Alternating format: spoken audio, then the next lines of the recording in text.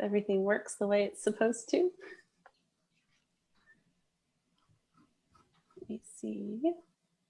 So on here it says I'm not, but up there it says I am live. So I'm going to go with that we are live. So hello, welcome to the Escondido Public Library virtual author chat series. This episode is sponsored by the Friends of the Escondido Public Library and in partnership with the Ripped Bodice Bookstore in LA.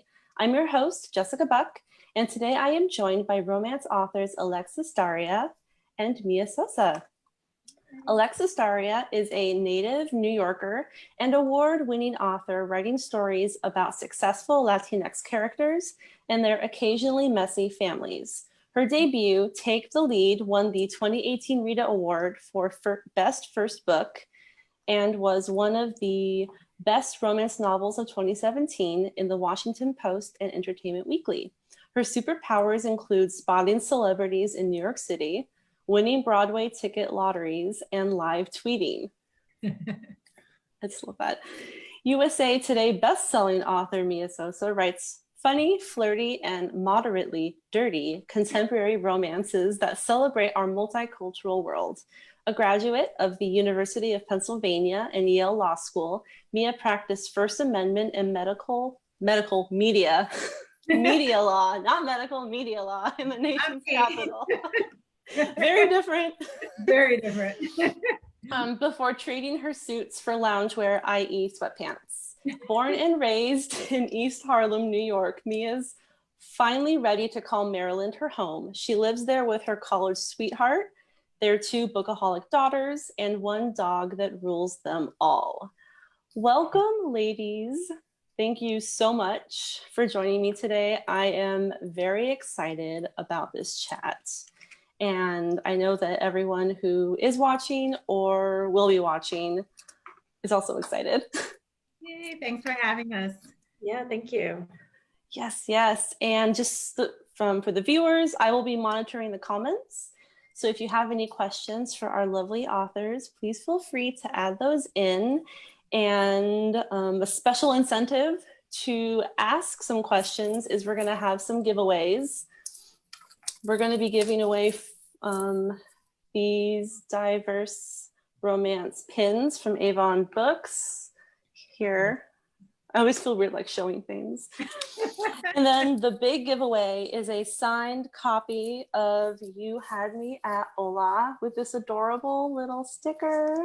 Yay. And this also adorable little pen that writes really well, I will say. And then you'll also get a pin too. So throughout the chat, we'll be choosing questions to be the winner. And then at the end, you can just email me or DM us on Facebook and those will be mailed to you. Only in the US though. I can't mail out of the country, sadly. Perfect. So let's just start with how are you in this crazy world that we live in?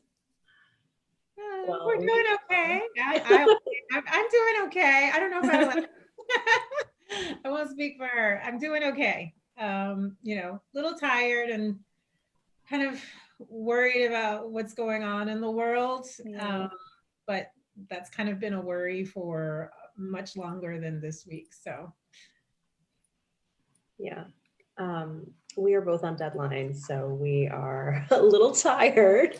That I can speak for Mia there because we've been talking about it. But, you know, just trying to pace myself and not overdo it. Yeah, self-care is important. About the world right now. Yeah. Well, thank you so much for spending time with me tonight, even though it's been an exhausting week and exhausting day, but hopefully this will be a little break. Yeah, a little nice break. Looking forward to it. Yay. So let's start with the questions and then I'll kind of filter in the Facebook questions that we're getting. So to start off, what inspired you to get into romance, maybe first as a reader and then as a writer?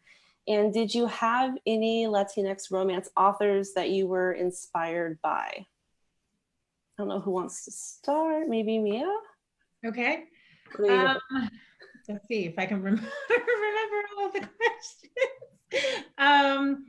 starting romance as a reader, I say this all of the time. So if anybody sees me speak elsewhere, they know that I cannot remember the first romance I ever read. So it's kind of one of those things where it's a gap in my memory that I wish would come back to me, but it will not.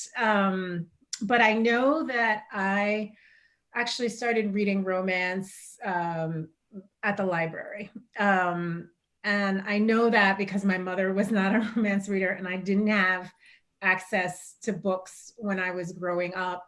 You know, I can't think of like an aunt or anybody who, you know, had romance novels, but I do remember going to the 125th Street, 2nd Avenue branch in New York City, often after school, because I went to school uptown and at 96th Street. And so I would take the train and then I would stop there and do homework there. And I am almost certain that that is where I picked up my first romance and then kept on going to the adult section of the library and picked up more and more romances while I was supposed to be doing homework. And I think that's what started me on the road. But I have been a romance reader for a really, really, really long time. I don't want to date myself, but yes, it's been it's been decades. And I've been pretty consistently a romance reader. You know, when I was in college, when I was in law school, and beyond, and when I was practicing as a lawyer, I continued to read romance. And so I think it was when I was getting frustrated with the practice of law and the hours that I was keeping, I think it kind of was a natural transition to that, the sort of thinking, I write a lot for work, and I was reading a lot of romance, and it was kind of like, could I do something that maybe melds all of this love and also kind of, you know, my love for writing. And I think that's how I ended up here. It's a much longer story, but I don't think we go through that much longer story. But yeah, so I think that's how I started, both as a reader and an author. Thank you. How about you, Alexis? It also started with the library for me. My mom was a romance reader, and she had hundreds, if not thousands, of romance novels in our house. And she would read to me parts of them, like the funny parts, or she'd have like a book on tape in the car. And like, I guess if it got to a steamy part, she would just like turn it off and put the radio back on. But she once caught me picking up one that she had been reading, and like I got in trouble. So I was not about getting caught again looking at her books. So my first experience reading adult romance was at the Latinx Avenue branch library in the Bronx. My friend from high school, we were 15, also a Puerto Rican girl from the Bronx, dragged me to the library and was like, you have to read Sea Swept and the McGregor Brides by Nora Roberts. And I was like, what are you talking about? And that was the beginning for me. But it took me a while to kind of move past Nora Roberts. And even though I would then still pick up books from my mom's shelf, like I would not have said I was reading them. I was just like picking them up. So I don't always remember ones that I read from back then, because I was always like trying to put them back before she got home. Even though she saw me reading Nora Roberts books the rest of the time, and she, like, I don't know what I was thinking. It was ridiculous. But that was how I started. And I did not know of any Latinx authors who were writing romance. Oh, right, that was the other back question. then, or you know, until now, basically. And I was like, hey, Mia and Priscilla, like we got to know each other, and Sabrina. You know, but especially back then, I pretty much mostly read Nora Roberts. And then I started branching to some other contemporary romance, and then I got into historical. And again, you know, just like mostly white characters. Yes, that is true. So we're getting a bunch of Facebook, but I'm going to move on to one of the pre-prepped questions, because for those, I'm thinking that a lot of the viewers probably know you and love you, and that's why they're here. But just for the people that maybe they just thought they would try and see like, who are these authors? Let's find out about them. So let's talk about your books and let the readers know the kind of books you write and a little bit about You Had Me at Hola and The Worst Best Man. Sure. Well, You Had Me at Hola is the star of the show, just came out. And so Alexis, take it away. So my latest book is You Had Me at Hola. It's a contemporary romance starring two actors who are on a telenovela remake together, and they get off on the wrong foot. They do not have great chemistry on screen, so they have to kind of work with, I don't want to say their differences, but kind of like their own internal thoughts to get past that disastrous first meeting.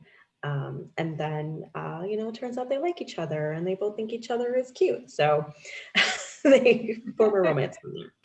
And there's also a big family component in this book. They're both Puerto Rican characters. And yeah. Yes, and it's adorable. And it was a book club pick for the library. So we love it. Yeah, that was a fun meeting too. That was. Okay, so I guess I'm up. I can't think of anything. I was kind of like, I'm writing the second book now, and I'm like, what was the previous one about anymore? I don't know. okay, so The Worst Best Man is the story of Carolina Santos, who's an Afro-Brazilian wedding planner in DC, up and coming, amazing, badass, all of the things that you would think, except that the day of her wedding, she finds out that she is actually a jilted bride, and she finds that out from the younger brother of her fiance. And she also learns during that first interaction with the younger brother that the younger brother said something the night before that was part of the reason why the fiance decided not to marry her. Fast forward 3 years, and she is undergoing sort of an unconventional interview for her dream job, working as a wedding coordinator for a boutique hotel. And she has to work with a marketing team, and the marketing team turns out to be her ex-fiance and his younger brother. She decides to work with the lesser of two evils, and also decides that since I get to work with him, I'm also gonna prank him a bit because she's a little petty. Never crosses the line, I don't think, but she is petty.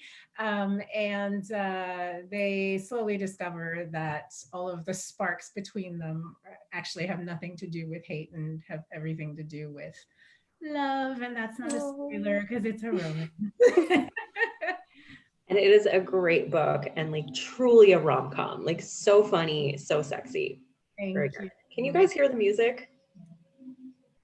Is there music? Okay, that's a car parked at the corner.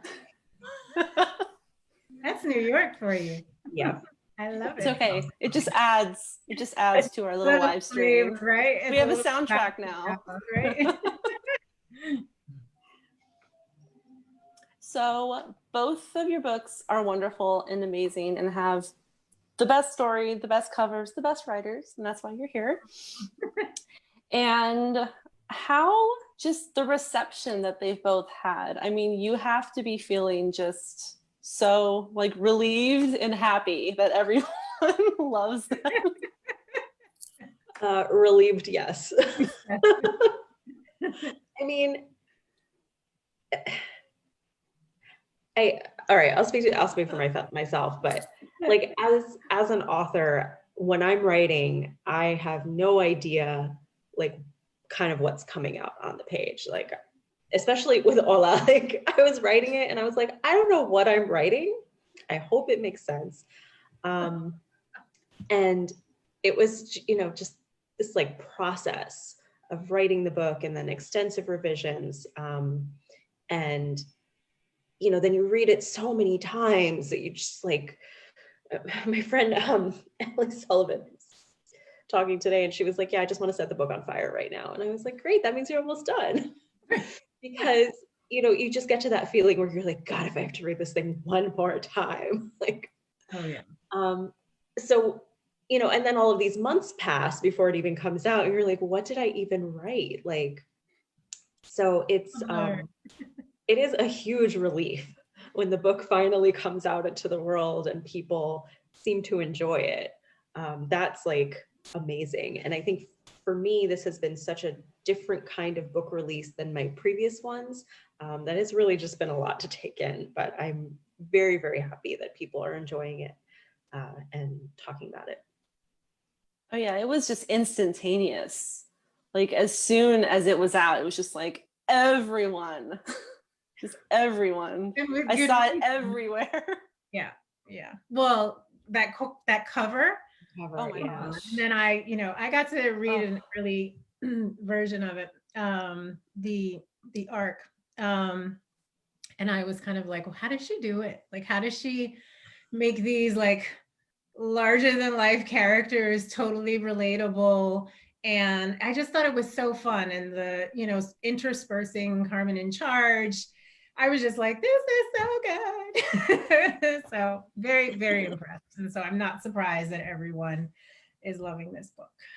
So, well, speaking of covers, your cover, I just love the giant cave. It's just cover, right? It just speaks to the story so well. And I remember when you got perfect. the prompts too, when we first saw it, and I was like, oh, that works.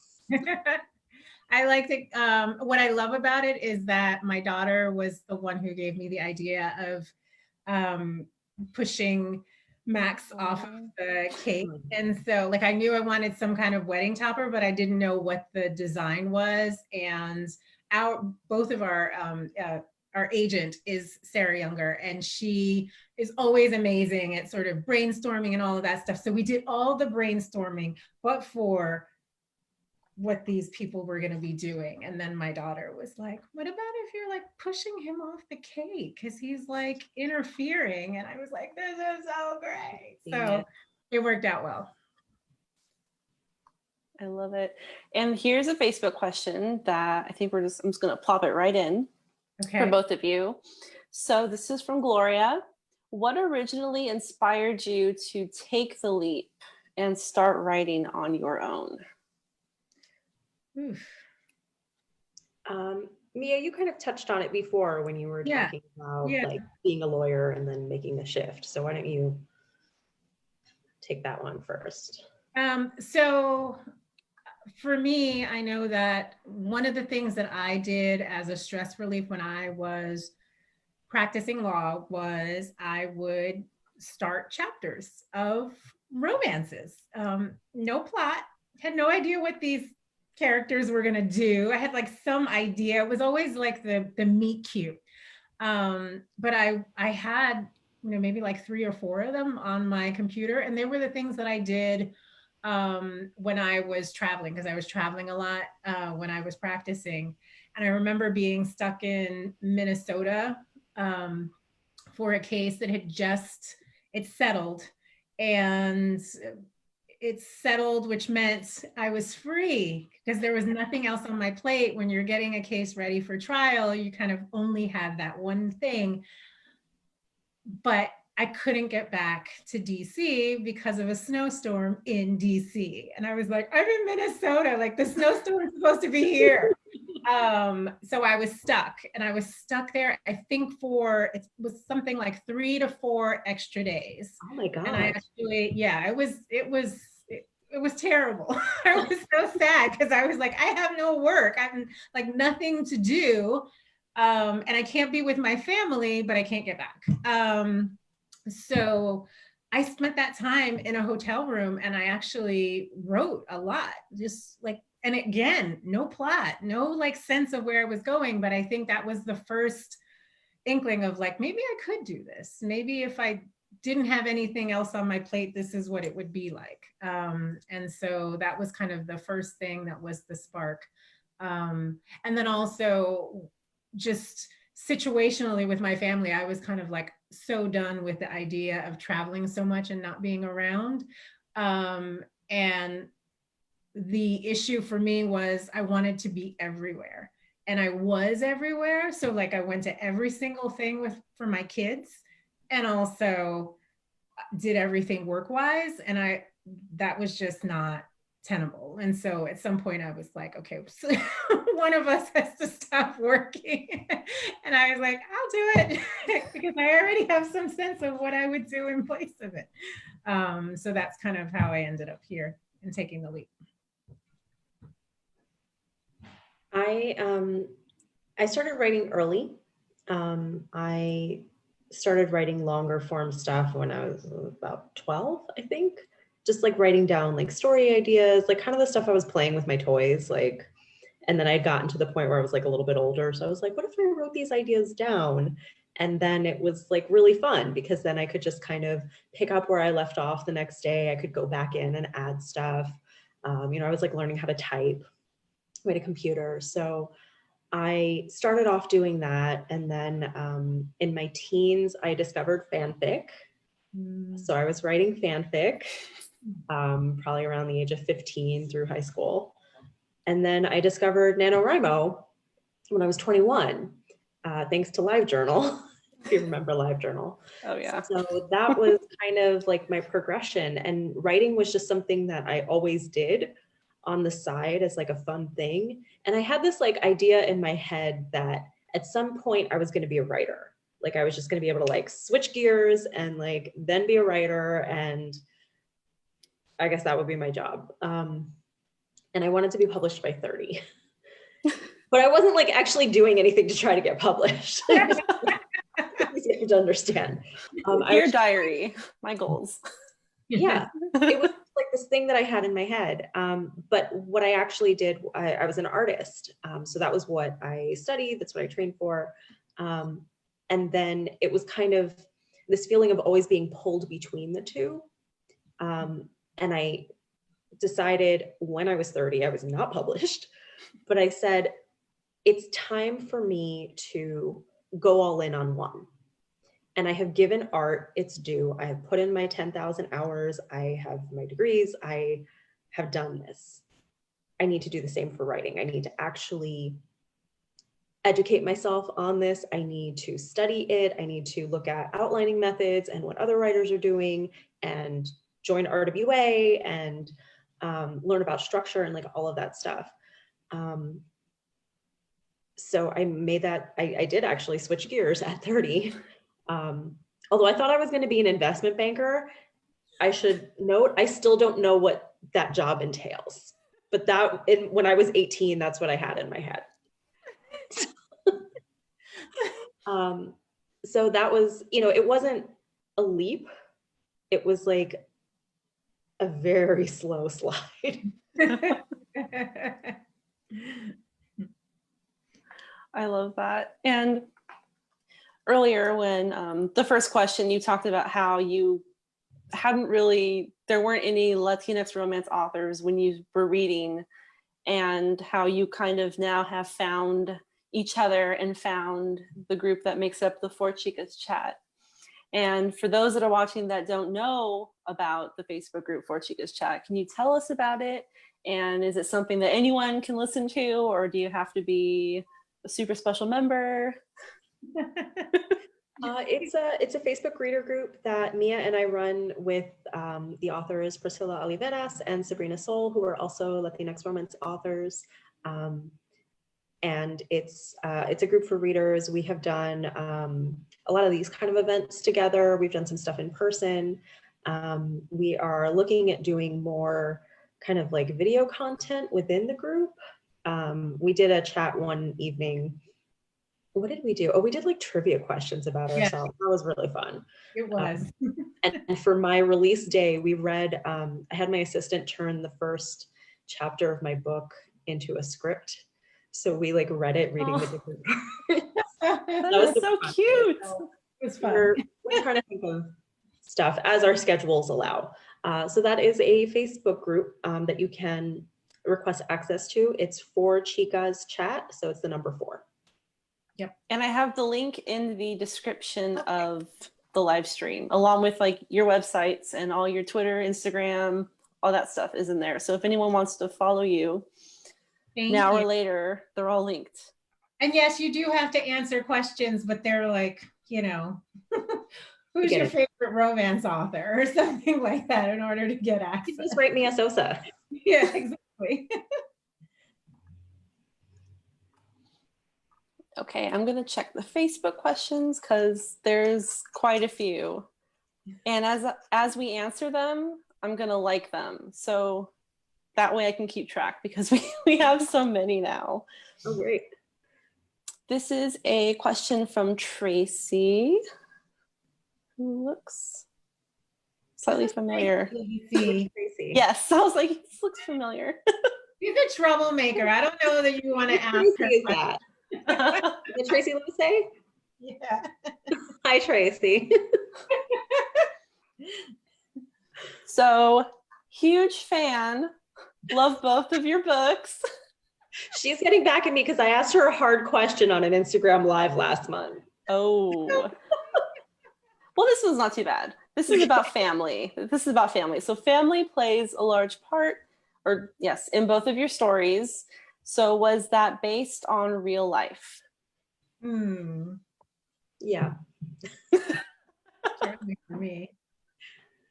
Who wants to take this one first? Okay. Yeah, I mean, that was like kind of the original concept for You Had Me at Hola was that I wanted to write a book about a trio of cousins because I'm close with some of my cousins. And then one of them ended up being an actor. And then I was like, how am I going to include the family in the book when they spend 16 hours on set? But I figured it out. That took some doing. So you can expect a lot of family shenanigans in book 2. But, you know, I grew up in a big Puerto Rican family in the Bronx, and that was something that I wanted to show, especially showing a side of New York City that doesn't always make it into books. Like you often get like Manhattan, and even then it's like a very like not real version of Manhattan. So I wanted to show that there are some of us who really live here and grew up here. Mia also grew up here. And, you know, until I was like 19, I thought that like everybody just like lived in New York and like we all just grew up here or had been here a long time. And it wasn't until I started working retail that I would meet people who were like, I just moved here 2 weeks ago. And I was like, why? And they thought it was like so wild that I had grown up here. And I was like, what do you think? People don't like live here and like go to school here? So I wanted to show that aspect. So even though Jasmine is, you know, an actress and like her career is kind of taking off, I wanted to show that she had just this like very normal family foundation and show a different side of New York City in that way too.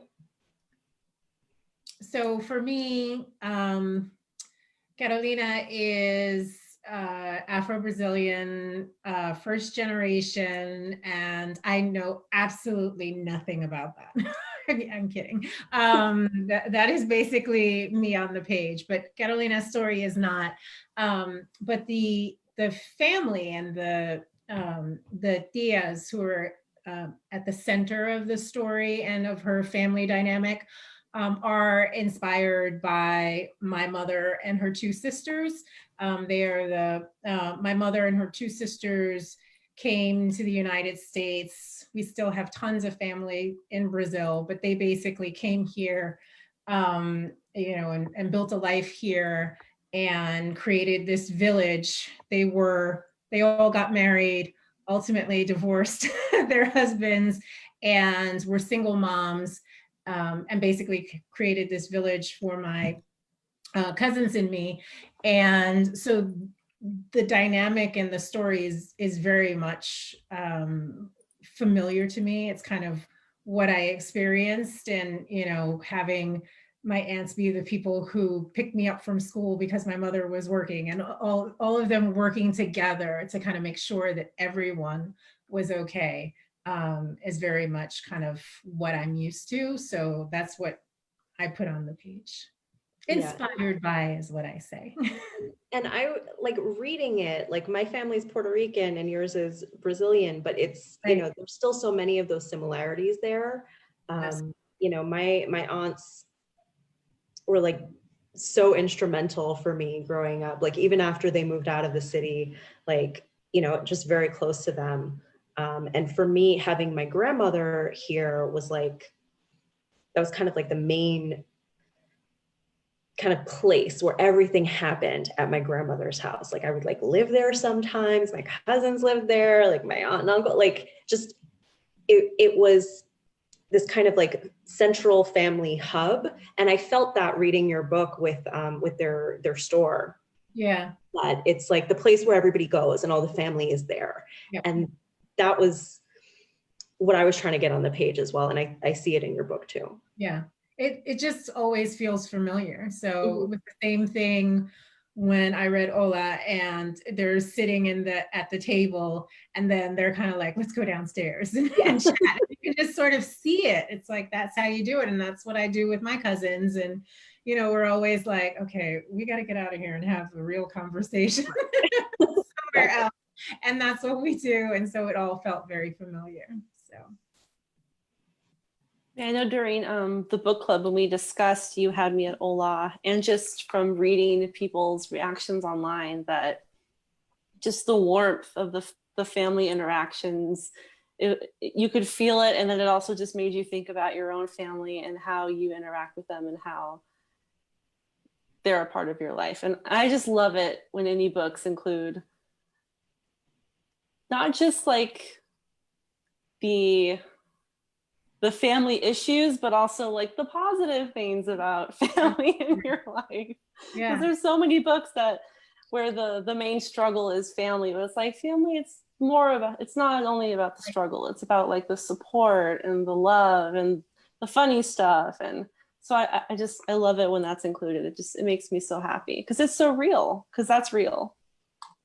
Definitely. I mean, it's interesting. I was just thinking about it, Alexis, that one of the things that I love so much about Ola is the cousin relationships, the primas of power. And I think it's because I connected to that, and it was in The Worst Best Man, right? So Yeah. all the cousins kind of hang out together, like it's a thing. And so I immediately was like, oh yes, this is what I know, so it's always great to see that on the page. Yeah, and I felt like I hadn't seen that a lot. And it was also something that, like, when I would talk about my cousins, like friends of mine would be like, oh, I like never talked to my cousins. And I was like, what do you mean? They're like built-in friends. Yeah, that's interesting. Yeah, but at the same time, families are complicated. So there are going to be problems, but at the same time,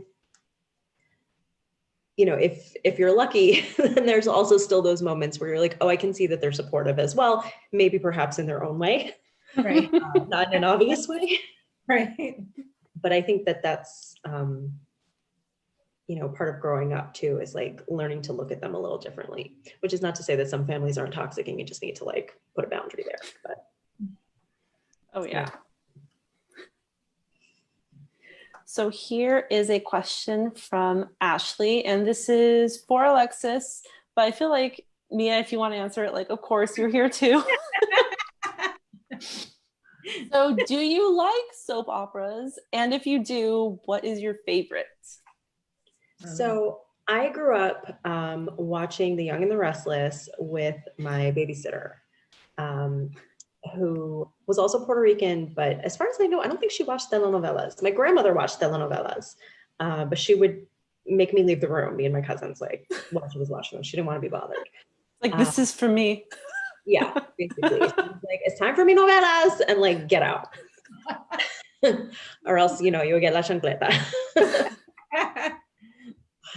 So I did watch some of the ones that have been remade in English, like Jane the Virgin. I watched at least the first season of that, and then I kind of didn't want to be influenced while I was writing the book. And then Ugly Betty, I watched when it was out, things like that. And then there were some that I looked at also for research, but I mostly kind of grew up watching American soap operas like Y&R, like Passions, which I watched in like high school and college. And I watched The Bold and the Beautiful for a little bit too, because my roommate used to watch it.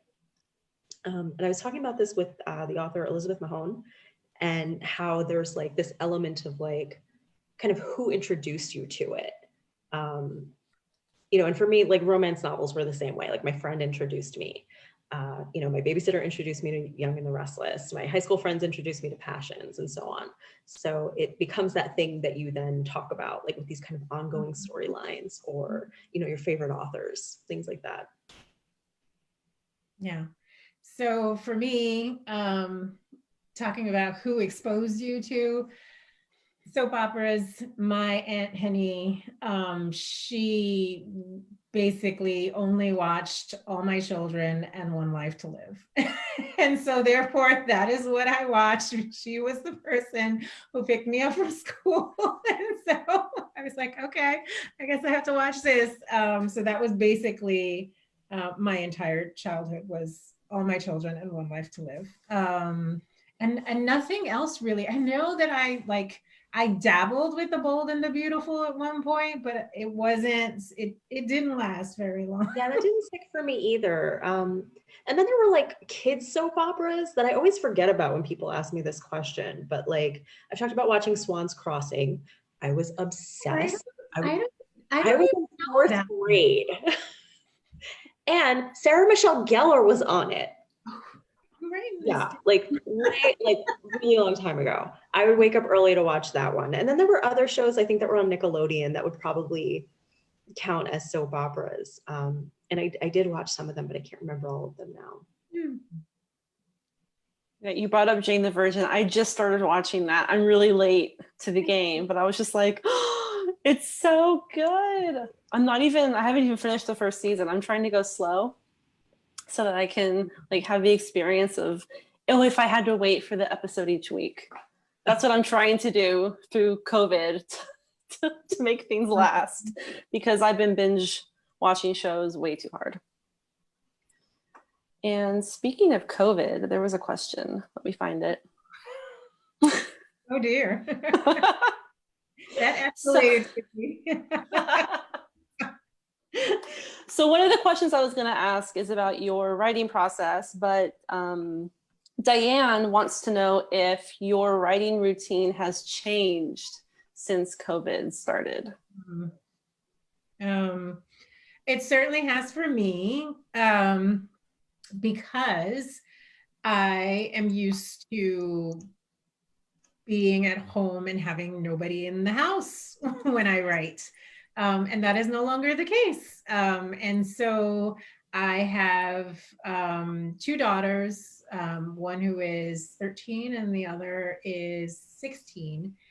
They're both in school, they're both virtual. And so my writing routine now includes, Mom, something's going on with the Wi-Fi. or what are we gonna have for lunch, or that kind of thing. And I'm like, whoa. I did not sign up for this. But in the scheme of things, I cannot complain, because they are awesome and they do figure out what they're gonna have for lunch all by themselves. And eventually we figure out the internet, although we've had some days that were just crazy. But in general, I think it's that I have to kind of be more present in what's going on at home.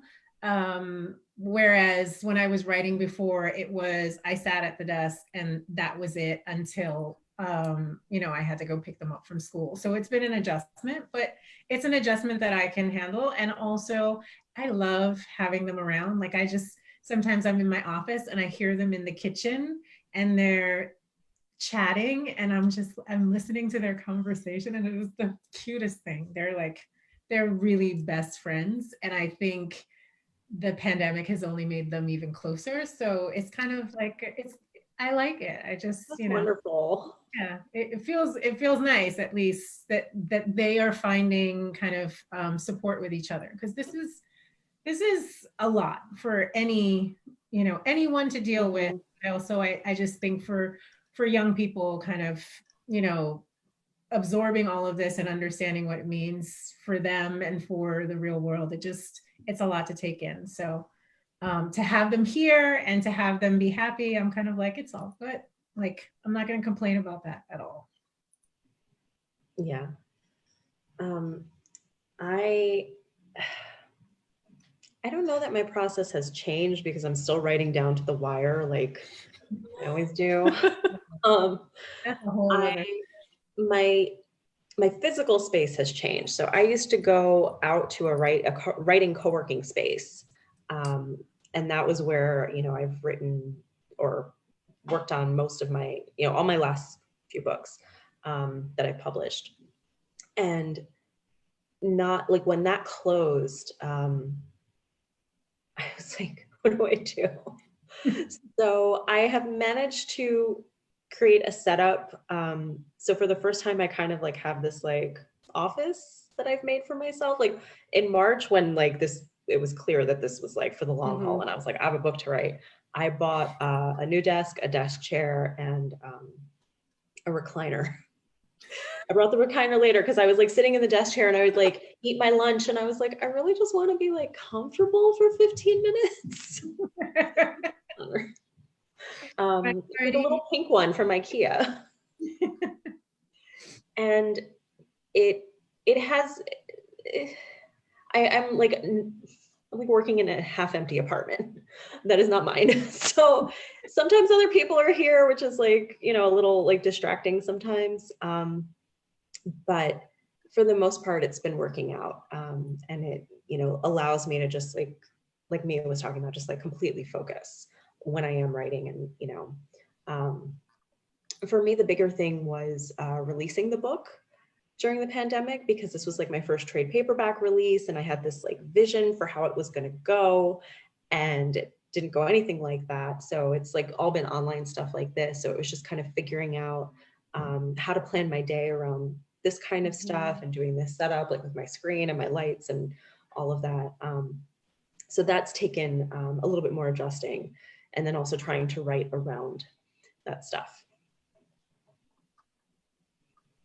Yeah, I think this time has been an adjustment for everyone trying to figure out just how to survive and how to be mentally okay through everything.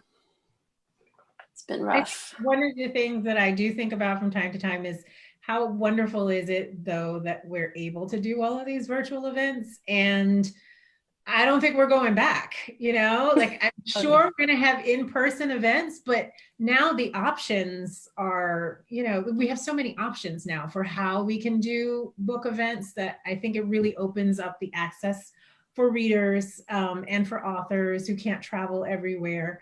And for readers who can't get to in-person events. So I think it feels, I don't know, more inclusive. There's more access, and I think that's only a good thing for the book community. Yeah, I agree. Absolutely. Even in libraries, we're able to reach so many people that never could have traveled to the library. My romance book club had someone from India attend one of the meetings, and it's like he's not flying here, right? If we had it in person. So it's just amazing that this has opened new doors, that I hope that the virtual continues even when things go back to the new normal, whatever that is, whenever it is. Okay, we had another question that I'm trying to find, but there is a lot of chat about soap operas right now that I have to scroll through. I keep forgetting that like other people are watching and that there's a chat going too. I'm really glad I can't see it. We're not seeing any of that. I'm like, I have no idea what's going on. Oh, I would be so distracted. No, it's good. It's good that I have no idea. Otherwise I'd be like, what? Exactly. Let me see. I know it was here.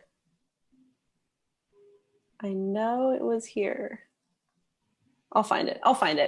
Let's go to one of the questions that you already know I'm going to ask you. Okay. So what did you enjoy the most about writing? For Alexis, you have me at Ola and Mia, the worst best man. So what did you enjoy most about writing those?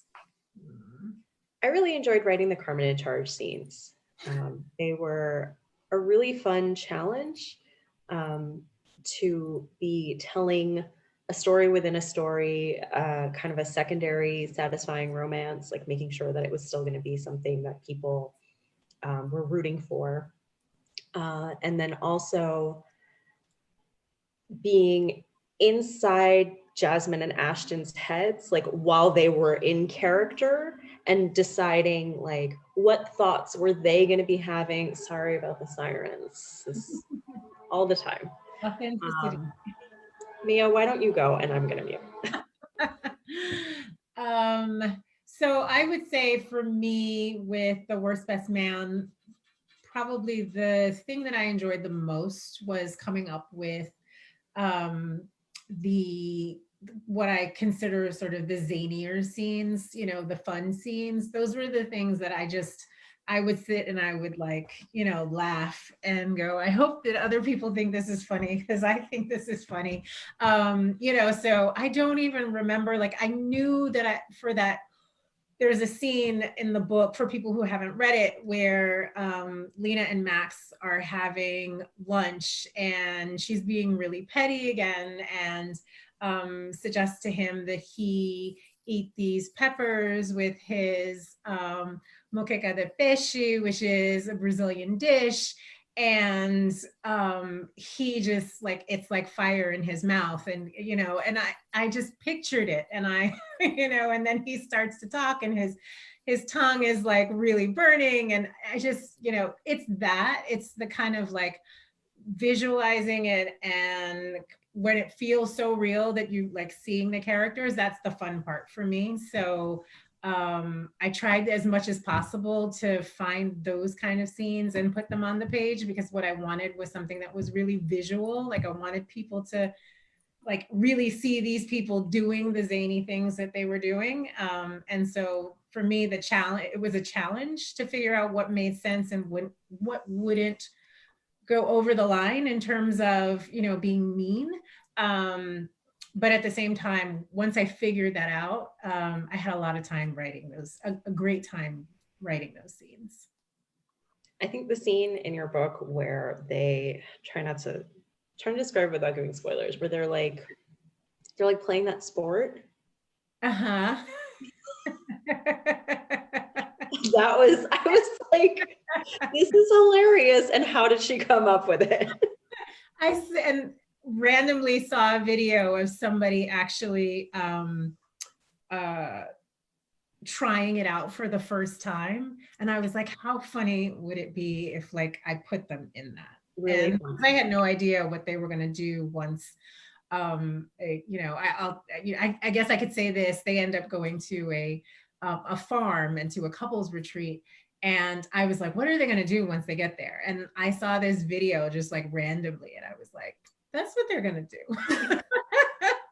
Yeah, sometimes those things just like pop up at the right time when you're like looking for something, and then you're like, that's the thing. Yeah, and I think I may have even like, it's one of those things where I go like, what could somebody do, and like, what would be funny? And I often am the person sending the text to someone.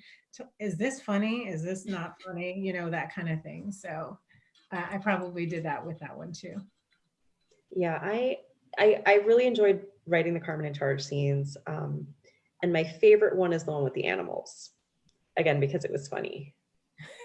And I tend to write more humor into the books than ends up in the final product, because it often ends up like ruining the tension. Like if I put in like jokes and then I'm like, all right, these have to come out because they're supposed to be mad at each other. And to do that. So, my editor's like, yeah. Yeah. So I have to watch out for that. So we are a little bit over, so I'm going to move on to the last few questions. Let's see. I have no time or space, so I'm just kind of like, you tell me. Okay.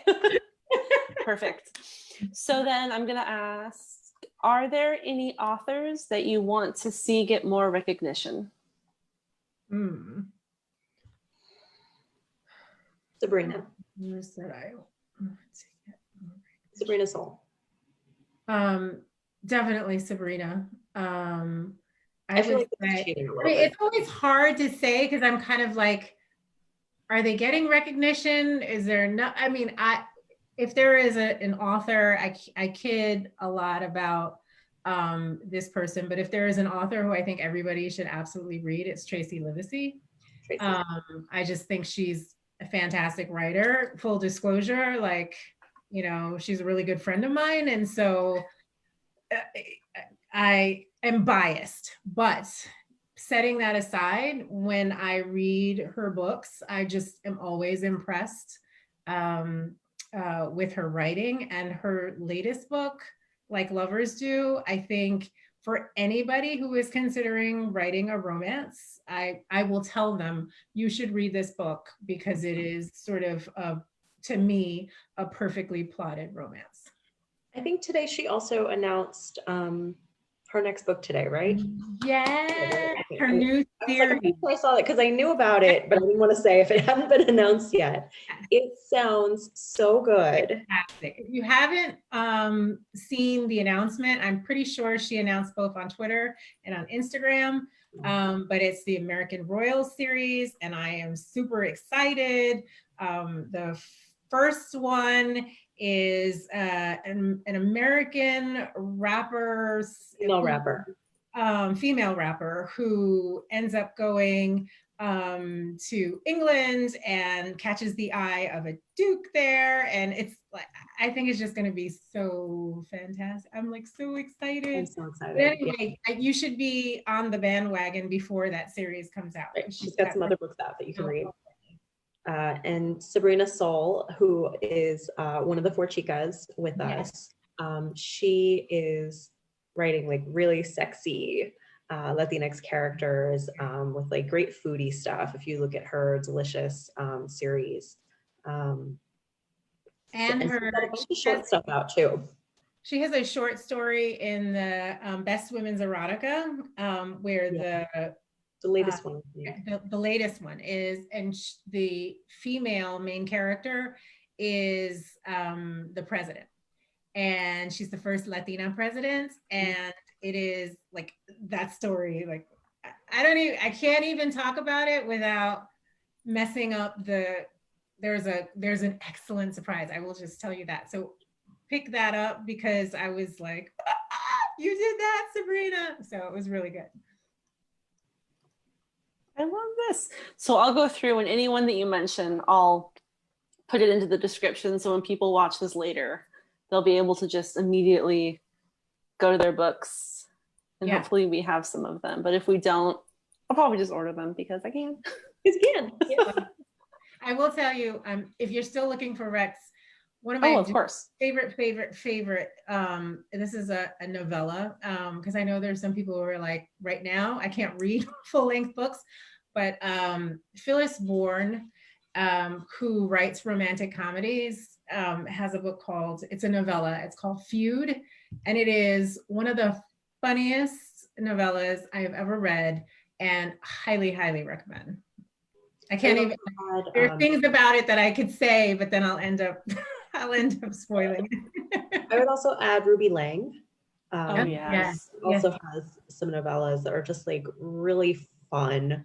Also New York City based. Her Uptown series is great. Her Uptown collection is called Playing House. Yeah. And it's like two urban planners who pretend to be a couple so that they can go around to open houses in the city to see what these apartments look like, which is something that I'm like so obsessed with. About like, I'm always like, I wonder what the apartments in that building look like. So I thought it was super fun. And it's also in audiobook. Yes. So I'm real big on audiobooks right now. It's like the only way I can get any reading done at the moment. The audiobook for The Worst Best Man is really good too. I remember during the book club meeting, you were talking about how excited you were about the person that did the reading. Oh, for my book? Yes. Yeah, Serafina Valentine. Yeah, it turns out that she is my favorite audiobook narrator. But when I picked her from like the audition list that they sent me, there was a different name, so I didn't know it was her. I remember this story. And then I actually was worried because I saw her name pop up on my library app. And I was like, that's not the person, but how did they know that that's my favorite narrator and like get her? And she's the same person. I love it. It was meant to be. Yes. Definitely. Okay, so let's move on to the closing questions so that you ladies can go enjoy the rest of your night. And this is a question that I always ask at the end. And you both have mentioned how much you like libraries and how they've kind of been part of your journey. But specifically, what is your favorite library memory? I mean, If you have more than one, it's okay. So I already shared the one about my friend taking me to pick up the Nora Roberts books. But I remember when I got my first library card, and it was the card that they give you before the card, because I think I was only 4. And they were like, you know, she has to be able to write her name. And my mom was like, she can write her name. And they were like, but she's not even 5 yet. Like, we can't give her a card before she's 5. But they had like some kind of little like learner's permit kind of card. I don't remember what it was called. I remember it was blue. And that was the card that they give you first as like a preliminary card or something. And I had to write my name on it. And we had just moved back to the Bronx, into the house my mom still lives in. So she took me to the local library, which is in Co-op City, at the Bartow shopping center, I think. And I remember standing there at the desk and like printing my name very carefully. And then a few months later, when I turned 5, we went back and got like a real card for me. And that was, you know, my library card. And we used to go to the library like so often. And I remember my mom looking through the spinners of romance novels, and I would look at the covers like fascinated. I was like, I don't know what's going on here, but it's interesting. And we would like rent a lot of tapes of movies that were also probably not appropriate for me. Like a favorite was Elvira, Mistress of the Dark, which is probably not the thing to show a 6-year-old, but I watched it a lot. Things like that. So that's my library memory. I love it. I think it's a great memory. I would say probably one of my favorite memories is a more recent one, having to do with both of my girls. So before we moved to our current home, we lived closer to Laurel, Maryland, and there was the Laurel branch, and we went there pretty regularly. And then one summer, I remember there was a kind of reading challenge over the summer, which the girls took very, very seriously. Because you, once you read a certain number of books, you came in, you got your stamp, and then you got a prize and all that stuff. And then I remember taking them once they had completed everything. And I can't remember if it was Amaria or Naima, but one of my daughters was not happy with the final prize. And she was like, well, I thought we were like, you know, gearing up to something good. And this wasn't that great. And I had to try to like convince them that like, really, it was about the process. But I think it wasn't so much that I remember that, but what it reminds me of is the fact that they had so much fun reading the books, finding the books on the shelves.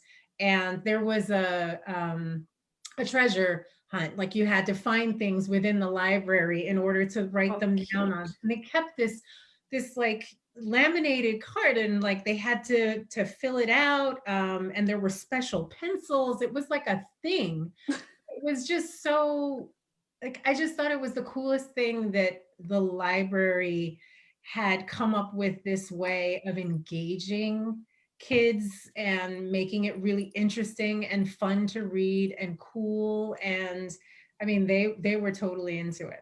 And I really enjoyed that summer of them doing that, because it just sticks out in my mind as something where I was like, they're going to be readers. And they were pretty young when they did that. And they are very, like, in fact, like, they read a lot. Like, I can't keep stuff. Like, I wish I could show you, but like, do you see these up here? Yeah. It's lucky that I have them up there. It's because often they take my stuff and because they're reading it, I'm like, this is my display stuff, stop. But they like take all of my books because they are readers, except they don't read the romance stuff. They're not interested in it. Not yet. Not yet. I like that. Don't read my stuff. Don't. Wait. Not yet.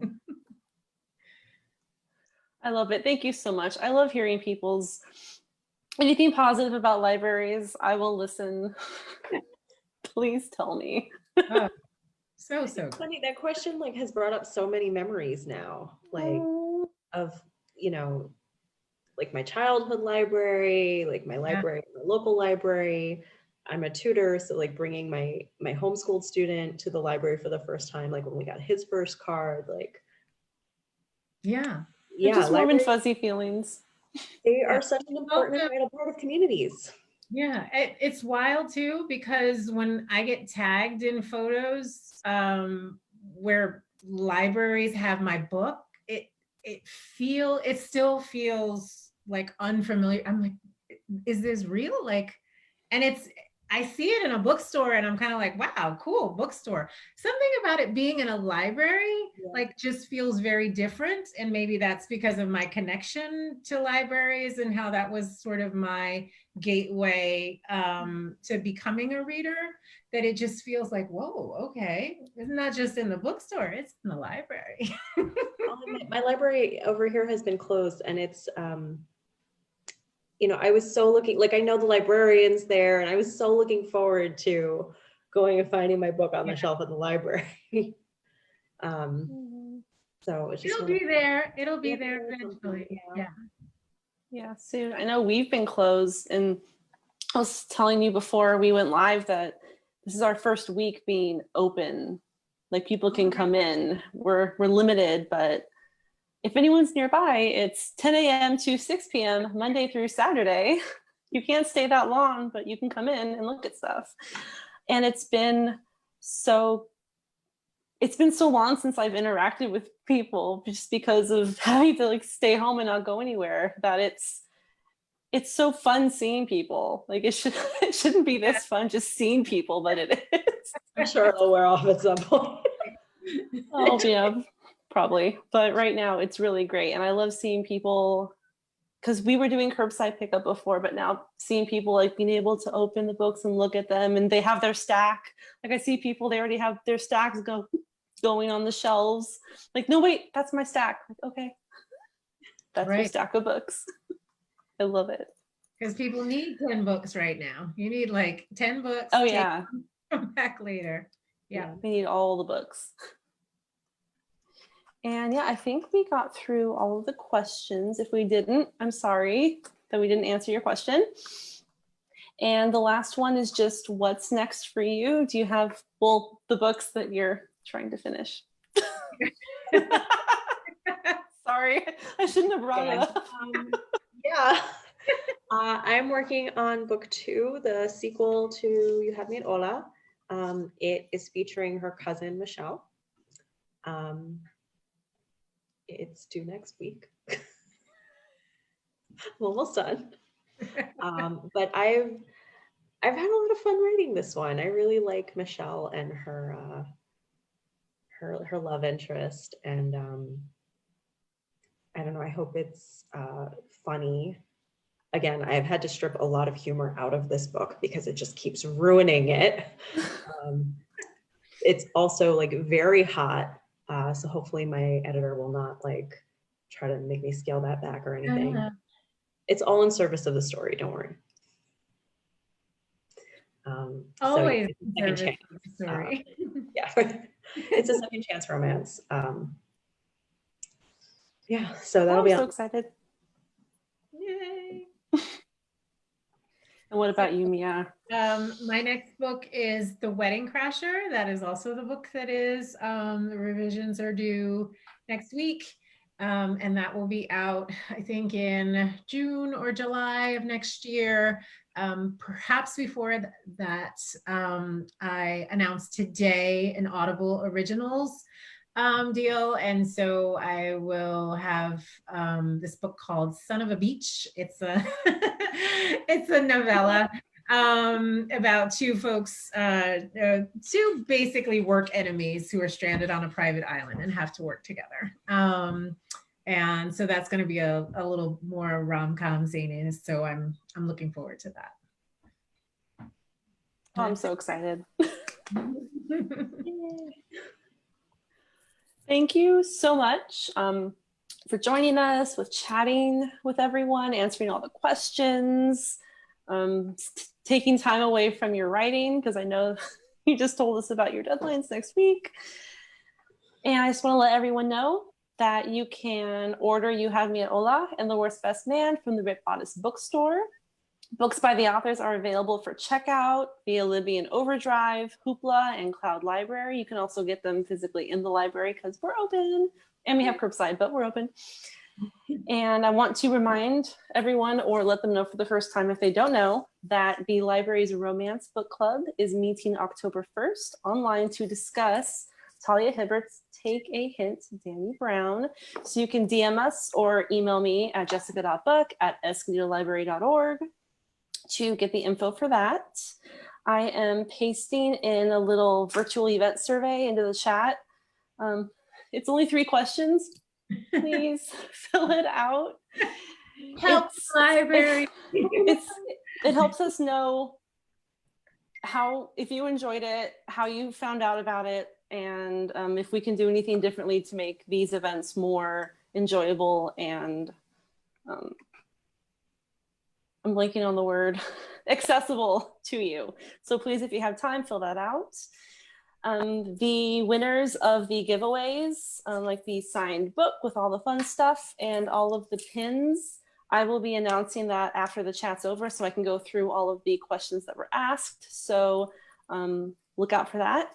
And we hope to see you here again tomorrow, same time, 4 o'clock, for our next live virtual author chat with YA authors Dante Medina and Liz Lawson. So thank you so much for joining us. Thank you, Mia. Thank you, Alexis. You're wonderful. And I am so happy. I'm so happy that you joined us. You've been doing a lot for romance during this pandemic and putting together events and giveaways. All the romance. Like that, so. Yay. Thank you. We had a great time. Yeah, and thank you everybody for watching and for your questions. Thank yes, you. thank you so much. Take care, everybody.